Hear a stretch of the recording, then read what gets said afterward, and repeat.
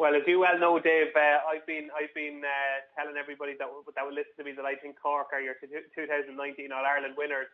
So maybe it could be foolish to read too much into that defeat, because I think this Cork side is a better side than people give them credit for, and I think they're going to be very hard to beat in the latter stage of the championship. I think the key thing with Limerick, that era of invincibility is gone now.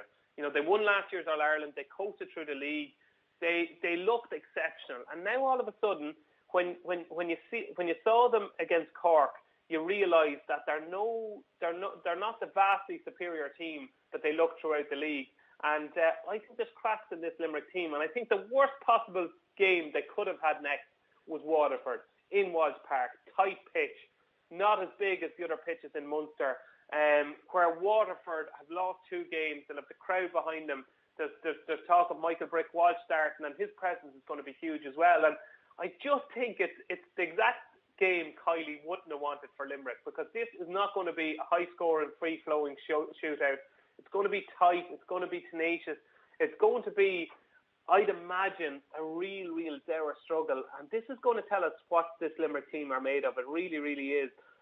When you look back at their game against Clare in Walsh Park, it's hard to believe that they're only beaten by a point at the end, because they didn't play particularly well. I would forget their match against Tipperary. Tipperary have the potential to do that to team. They had an extra man, and really in the last 50 minutes it was like a challenge match. Forget that. Waterford's backs are to the wall.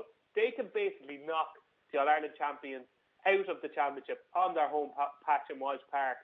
And given the type of game that it's likely to be, I think the only bet here is back in Waterford at 9-4, because if they're ever going to win a game in the Munster Championship, this is going to be it. And I think we could have an upset on the card.